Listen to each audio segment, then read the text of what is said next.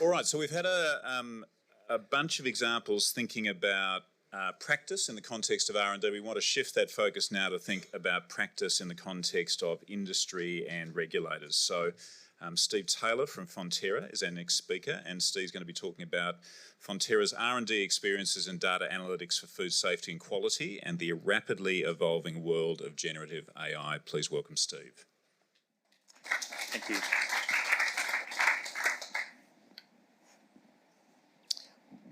Thank you very much.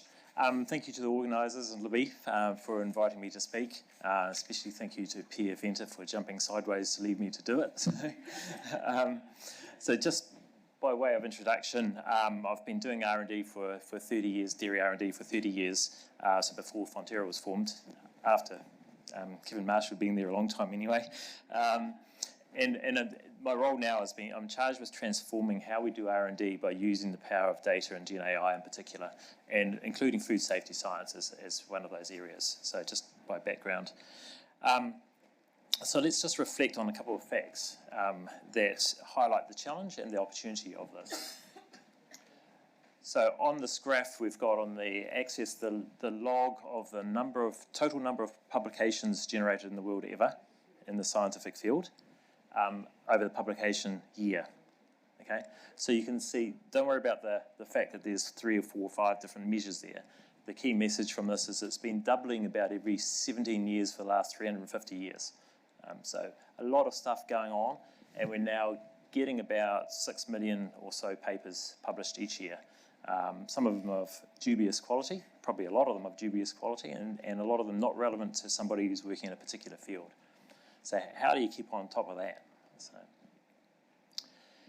And when you start looking at the computing power, so again, this is a log plot of it happens to be the number of transistors on a microchip, and that's been doubling every 2 years since 1970. So it's rapidly catching up to the point now where you heard earlier, November 2022 was when ChatGPT was launched onto the world, and they basically had hit 1 million users within 5 days. Right, so not only is the power of it going, but the accessibility and the uptake of some of these tools is just taking off.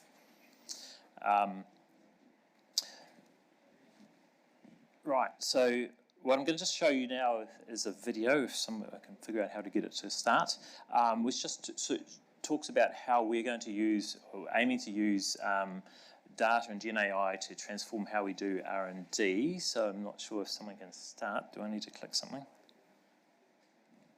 Oh, there we go. Oop, and we haven't got sound. Oh, no. At that time, it was possible to generate only hundreds of test results per day, and there were only around 1,000 scientific publications per year. However, with the advancement of technology, things have changed dramatically. Nowadays, subject matter experts are inundated with data.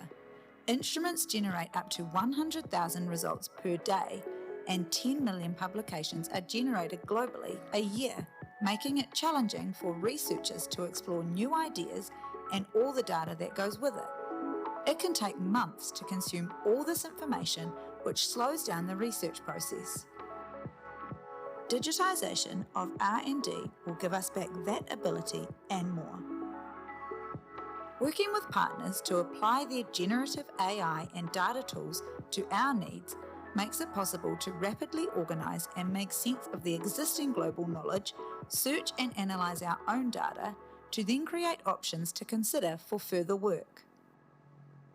Moving from an idea to a project plan requires briefing many subject matter experts and getting their recommendations on the best way forward. Virtual experts can be asked in parallel, using their language to get quick answers immediately. The real experts can briefly review when they are ready. Every project is unique. Our R&D driver tool reduces the time and risk of missing important steps when starting and running projects by always asking the right questions at the right time and generating answers automatically where possible. Our complex systems can be coordinated automatically to come up with a well-designed experimental program that gives the best chance of success with optimized resources required. Running projects is now smoother and more efficient because everything has been addressed beforehand. Our data is available for rapid use and reuse. Our research teams can focus on activities requiring human creativity and insight, paving the way for the next 100 years of dairy innovation.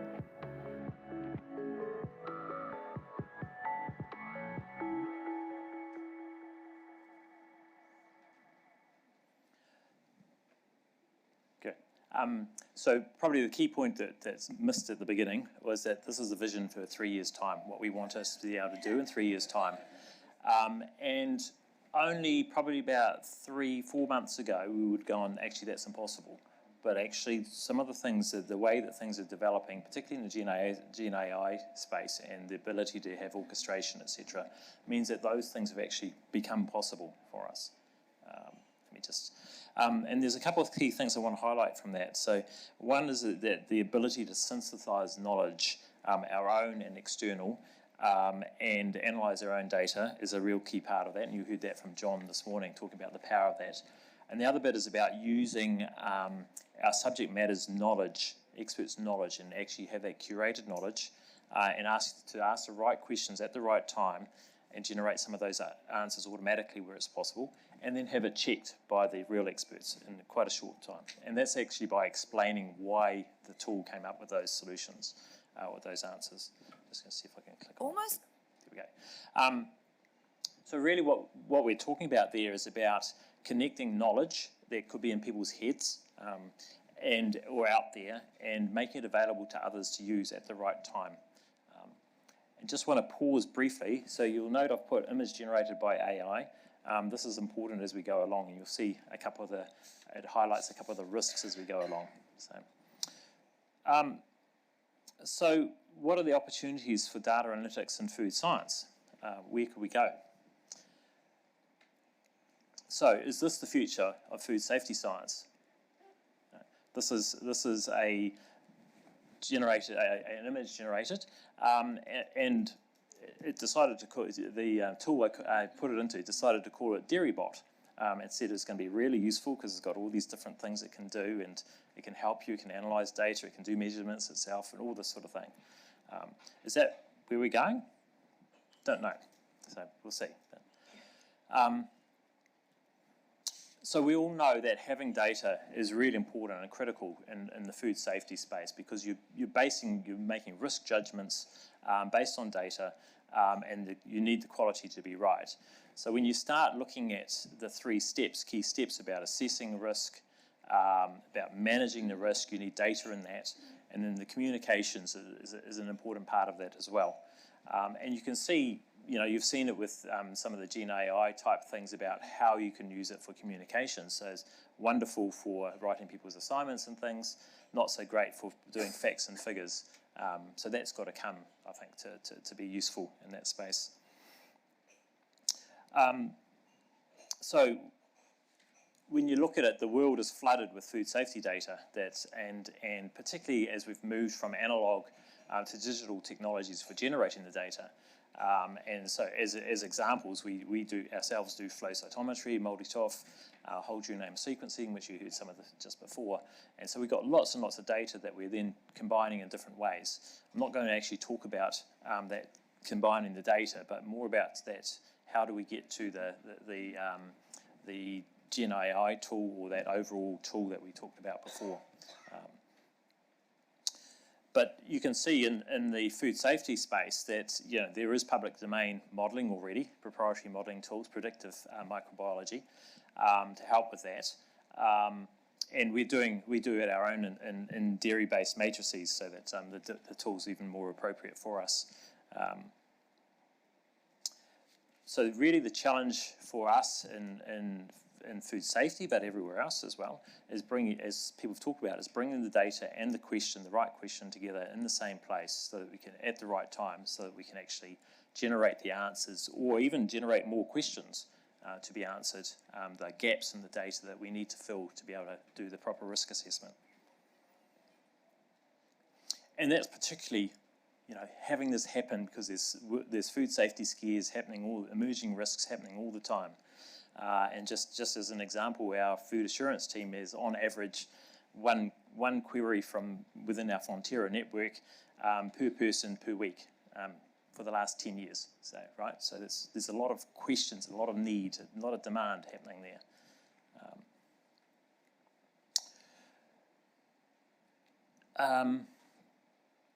So what do we need to consider when we're thinking about Gen AI in the food safety science?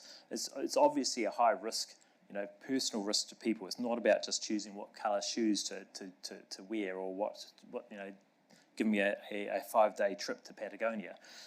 We're actually talking about ensuring nobody gets sick or worse. So when you look at it, at the core, and you've heard about this before, is accuracy and reliability, even more so than any of the other things we've been talking about.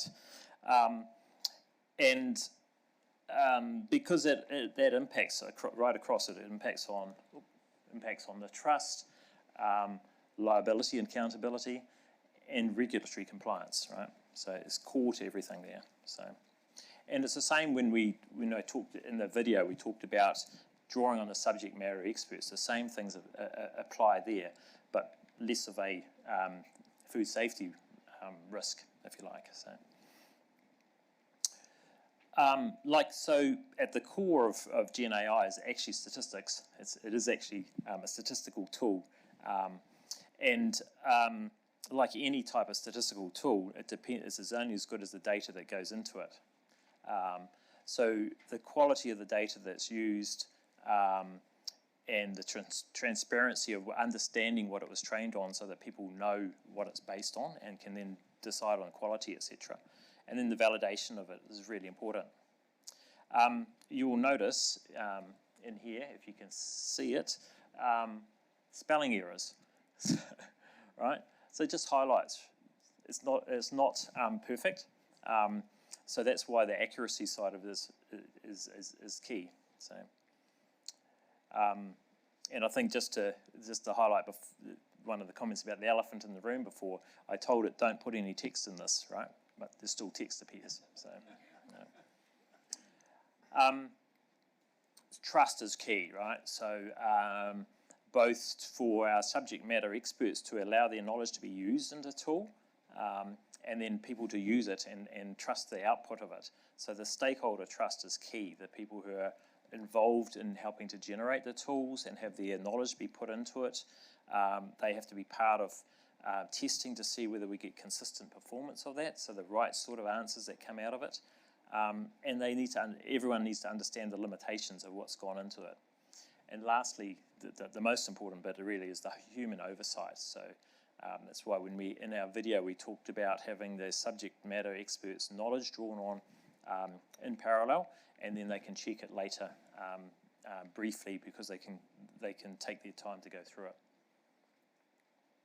Liability and accountability.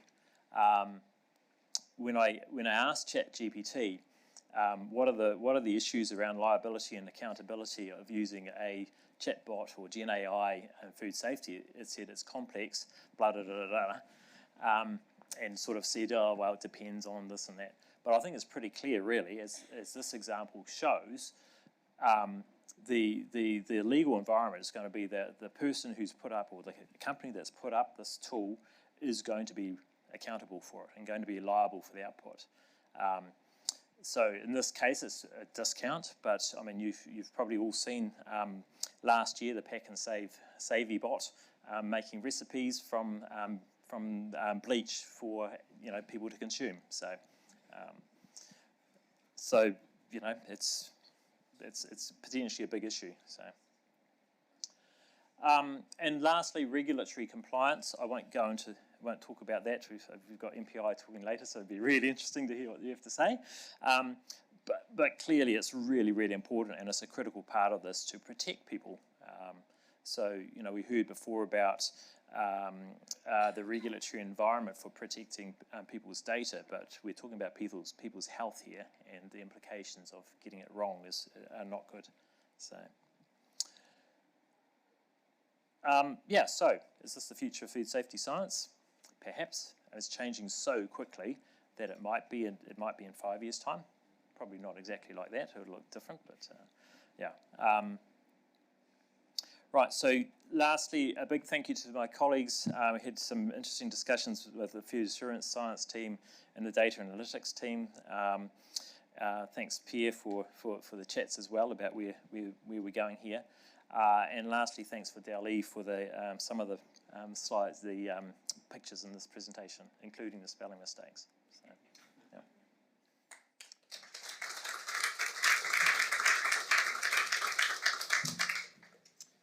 Thanks, Steve. We do have some time for questions. So are there questions? We've got one over here from Juliet. Thank you. Hi, Steve. Thanks for the talk and the pictures. I enjoyed the pictures. I think you said that it might be able to ask questions when it was in kind of expert mode as well as give answers. Can you pull that out a bit more? Yeah. The real power for us is actually being able to connect, because it's drawn from a large language model, their starting point. You can ask it a question, and it will translate and saying, okay, from what I know about how we do our R&D, we need to now go and ask these other people about what's the food safety risk of making, I don't know, a milk that's going to sit at room temperature for 16 days. So, for example, and you'll get some answers straight away, which was don't do it. So, but there will be some. We can train it and choose it to have a set of.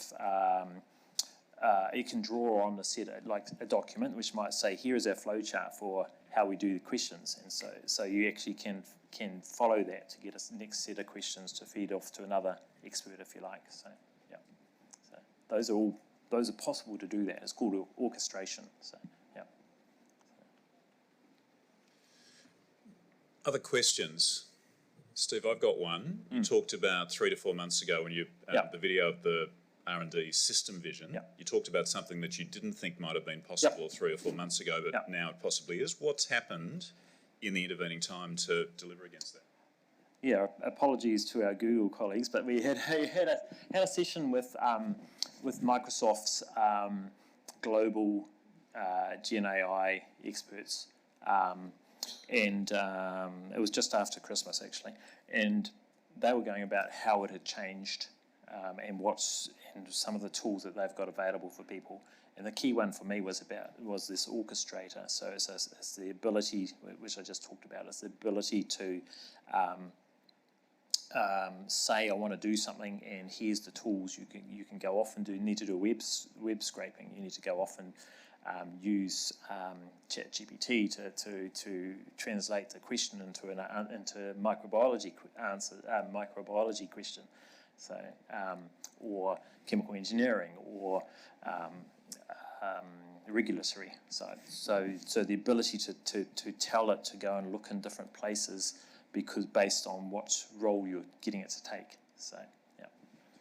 Thank you. Any other questions for Steve before we close? All right, everyone. Can we please thank Steve Taylor from Fonterra.